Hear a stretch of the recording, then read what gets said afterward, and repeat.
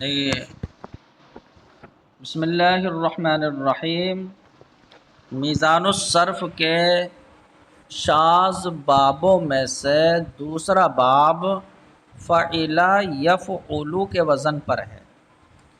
تو ماضی میں عین پر کسرہ ہے اور مضارع میں عین پر ضمہ ہے۔ تو فعل یفعل، تو مصنف نے دیکھیے اسے شاذ کے بابوں میں سے الگ باب بیان کیا ہے، لیکن صحیح یہ ہے کہ یہ کوئی مستقل باب نہیں ہے بلکہ اس میں تداخل ہے۔ تداخل کا مطلب یہ ہوتا ہے کہ ماضی کسی اور باب سے اور مضارع کسی اور باب سے۔ تو جیسا فضیلہ یفضلو ہے یہاں پر، تو اس کا مطلب اس کا ماضی جو ہے وہ سمع یسمعو سے ہے اور مضارع نصر ینصرو سے ہے۔ تو دو باب سے اگر کوئی ہوتا ہے اس میں بولتے ہیں تداخل ہے۔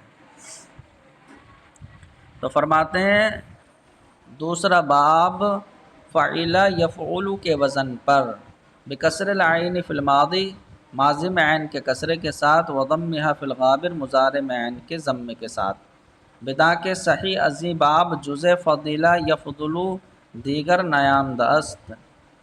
جان لو کہ اس باب سے صحیح فضیلہ یفضل کے علاوہ کوئی دوسرا نہیں آیا ہے۔ تو فضیلہ یفضل کے علاوہ اس باب سے صحیح اور کوئی دوسرا باب نہیں آیا ہے۔ وبعض حضر یحضر و نعیم ینعم را نیز ازی باب گویند، اور بعض لوگ حضر یحضر اور نعیم ینعم، ان دو کو جو ہے ان دونوں کو بھی اسی باب سے کہتے ہیں۔ تو یہ بھی صحیح ہے، دیکھیے حرف علت نہیں ہے، نہ حمزہ ہے، نہ دو حرف ایک جنس کے ہیں۔ تو الفضل اس کا معنی ہوتا ہے افزوں شدن، زیادہ ہونا اور غلبہ کرنا۔ اس کی گردان فضلہ یفضل فضلا فہو فاضل، وفضل یفضل فضلا فہو مفضول، الامر منہ افضل والنہی عنہ لا تفضل، الظرف منہ مفضل والآلۃ منہ مفضل ومفضلۃ ومفضال، وتثنیتہما مفضلان ومفضلان، والجمع منہما مفاضل ومفاضیل، افعال التفضیل منہ افضل والمؤنث منہ فضلا، وتثنیتہما افضلان وفضلیان، والجمع منہما افضلون وافاضل فضل وفضلیات۔ اور انہوں نے کہا کہ حضر یحضر و نعیم ینعم کو بھی بعض لوگوں نے اسی باب سے کہا ہے۔ تو نعیمہ، النعم والنعمت کا معنی تو گزر گیا، خوش زندگی ہونا۔ اب الحضور کا مطلب ہوتا ہے حاضر ہونا، تو یہ بھی اگر اسی باب سے ہے تو اس کی گردان بھی اسی طرح ہوگی، حضر یحضر حضورا فہو حاضر، وحضر یحضر حضورا فہو محضور، الامر منہ احضر والنہی عنہ لا تحضر، الظرف منہ محضر والآلۃ منہ محضر ومحضرۃ ومحضار، وتثنیتہما محضران ومحضران، والجمع منہما محاضر ومحاضیر، افعال التفضیل منہ احضر والمؤنث منہ حضرا، وتثنیتہما احضران وحضریان، والجمع منہما احضرون واحاضر حضر وحضریات۔ اس طرح باب سوم بر وزن فعل یفعل، تیسرا باب جو ہے وہ شاذ بابوں میں سے وہ کیا ہے؟ فعل یفعل ہے۔ تو ماضی میں عین پر ضمہ ہے اور مضارع میں عین پر فتح ہے، بضم العین فی الماضی وفتحها فی الغابر، ماضی میں عین کے ضمے کے ساتھ اور مضارع میں عین کے فتح کے ساتھ۔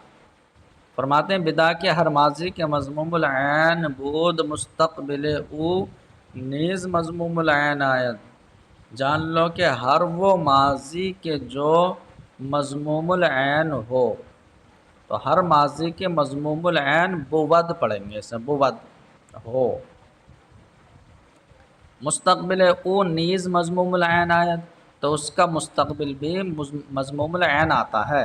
جیسے کرومہ دیکھیں، کرومہ ماضی میں عین پر ضمہ ہے تو مضارع میں بھی یکرمو عین پر ضمہ ہے۔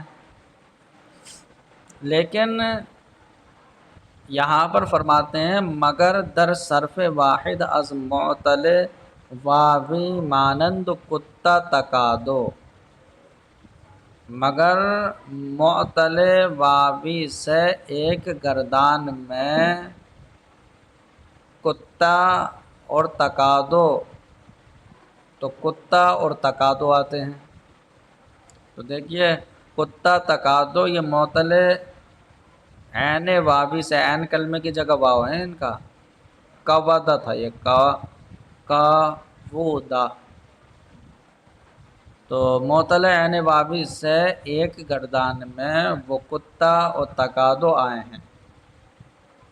تو دیکھ کتا کیا ہے، تو صحیح ہے کہ اصل میں یہ سمع یسمعو کے وزن پر آتا ہے. اس کا درست لفظ ہے کتا، کیونکہ سمع کے وزن پر ہوگا تو کتا آئے گا. جیسے قرآن پاک میں آتا لقد کتا ترکنوا الیہم، تو کاف کے ضمے سے آنے کو علامہ رضی نے مطلقاً رد کیا ہے. بعض لوگوں نے شاذ یعنی قلیل الاستعمال کہا ہے، جیسے کہ یہیں پر کہہ دیا کہ کبودا، یعنی اسی باب سے پڑھیں گے تو کبودا آئے گا، لیکن یہ سمع سے ہے. تو کبودا یک ودو، جیسا الکودو والقیدودتو، اس کا معنی کیا آتا ہے؟ القود والقیدودتو خواستن و نزدیک شدن، چاہنا نزدیک ہونا. اس کی گردان کادا یا کادو، تو کادا اگر اسی باب سے ہو تو کبودا تھا، سمع سے ہو تو کبیدا تھا. ایسے یک ودو اسی باب سے ہو جائے گا اور سمع سے بھی یہی ہوگا. تو کادا یہ یک ودو، تو اس میں واو متحرک ما قبل فتح ہونے کی وجہ سے اس واو کو الف سے بدل دیا.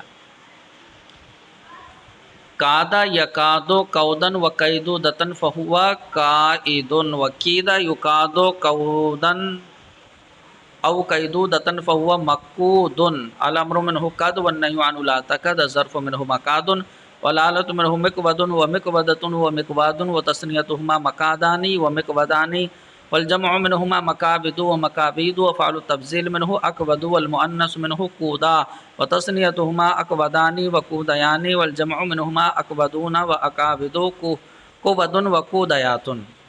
تو دیکھیے معنی کیا ہوا اس کا، کیونکہ چاہنا نزدیک ہونا، تو کادا اس نے چاہا وہ نزدیک ہوا، یا کادو چاہتا ہے یا نزدیک ہوتا ہے، یہ ہوگا. اب یہاں پر ایک بات یہ کہتے ہیں کہ دیکھیے کتا اصل میں کیا تھا. کتا اور تکادو آیا نا، اس بات سے پیچھے کہہ رہے ہیں. تو یہ کودتا، کیونکہ اس باب میں ماضی میں عین پر ضمہ ہے تو یہاں پر واو پر ضمہ لانا پڑے گا. کودتا تھا یہ، تو بدا کے کتا در اصل کبتا بود، تو کتا اصل میں کبتا تھا. تو کون سا صیغہ ہے؟ یہ ماضی کا واحد مذکر حاضر کا صیغہ ہے. تو یہ کبتا تھا. ضمہ برواؤ دشوار داشتہ نقل کردہ بما قبل دادند، تو واؤ پر ضمہ دشوار ہوتا ہے کیونکہ واؤ خود دو ضموں کا نام ہے، اس پر مزید ضمہ آ جائے تو پھر کئی ضموں کا ایک ساتھ آنا لازم آئے گا، تو واؤ پر ضمہ دشوار ہوتا ہے. تو ضمہ برواؤ، واؤ پر ضمہ دشوار رکھتے ہوئے نقل کردہ بما قبل، ما قبل کو نقل کر کے دے دیا. تو واؤ کا ضمہ ما قبل کو دے دیا بعد از ازالہ حرکت ما قبل، ما قبل کی حرکت کو زائل کرنے کے بعد، کیونکہ ما قبل پہ بھی تو حرکت ہے. تو پہلے ما قبل کی حرکت یعنی کاف کا جو فتح ہے اسے زائل کیا، اس کے بعد واؤ کی حرکت ما قبل کو دے دی، اب کاف پر پیش ہو گیا. اب واؤ دال دونوں ساکن ہو گئے، تو واؤ از جہت اجتماع ساکنین افتاد، واؤ اجتماع ساکنین کی وجہ سے گر پڑا، کیونکہ حرف علت گرتا ہے جب دو ساکن جمع ہو جائیں. تو کدتا ہو گیا، کدتا. اور بعدہ دال رب بتا بدل کردند، اس کے بعد دال کو تا سے بدل دیا تو کدتا ہو گیا. و تارا درتا ادغام کردند، اور جب دو حرف ایک جنس کے ہو جائیں تو پہلے کو دوسرے میں ادغام کر دیتے ہیں، پہلا ساکن ہو تو کیا ہو جائے گا؟ کتا ہو گیا، تو یہ کتا ہو گیا۔ و تکادو دراصل تکبدو بود، و تکادو جو واحد مذکر حاضر کا مضارع کا صیغہ ہے، تکبدو تھا یہ، تو اس میں کیسے ہو گیا؟ تو یہاں پر دیکھیے معطل کا قاعدہ نمبر 8 ہے، واو کی حرکت کاف کو دے دیں گے، تو واو کی حرکت نقل کر کے بما قبل دادند ما قبل کو دے دی، پس از جہت فتح ما قبل واو الف گشت، تو اب کاف پر فتح ہو گیا۔ فرماتے ہیں تو ما قبل کے مفتوح ہونے کی وجہ سے جو واو ہے وہ الف ہو گیا، تکادو شد تکادو ہو گیا۔ این لغت را باز السمع اسمعو نیز گویند، اس لغت کو یعنی کہ کادا یا کادو، اس لغت کو بعض لوگ سمع اسمعو سے بھی کہتے ہیں، تو اس کا مطلب کادا یہ سمع سے بھی کہتے ہیں کچھ لوگ، اور اس باب سے بھی ہے جو شاذ ہے۔